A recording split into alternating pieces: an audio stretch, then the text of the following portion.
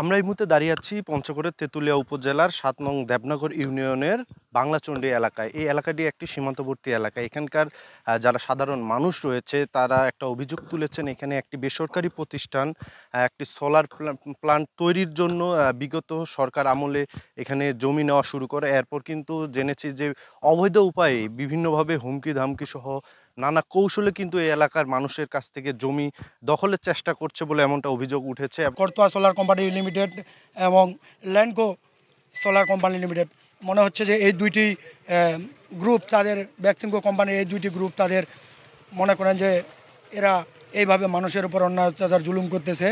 তারাই আর কি মানুষকে এভাবে হয়রানিমূলক মামলা দিচ্ছে। এই অনেক মামলা হয়েছে, 15 থেকে 20টা মামলা করেছে 5ই আগস্টের পরে। মামলা করাতে এটা আমরা তীব্র নিন্দা প্রতিবাদ জানাচ্ছি।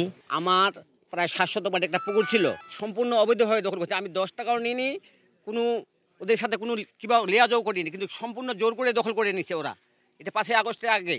হ্যাঁ, এই যে বেক্সিমকো কোম্পানি, আর এখন আবার সে একই কায়দায় আবার নতুন করে পায়তারা শুরু করছে। এখন পর্যন্ত প্রায় শতাধিকের মতো মানুষের নামে মিথ্যা মামলা দেওয়া হয়েছে এমনটি অভিযোগ করছেন, আর যার প্রতিবাদে আজকের এই কর্মসূচি পালন করছে। একই সাথে তারা একটি দাবি তুলেছেন যে কর্তৃপক্ষ বা সরকার যদি এটার ব্যবস্থা না নেয় তাহলে কিন্তু আগামীতে তারা কঠোর আন্দোলনের হুঁশিয়ারি দিয়েছেন এবং একই সাথে 48 ঘন্টার মধ্যে এই মামলাগুলো প্রত্যাহারের দাবি জানিয়েছেন।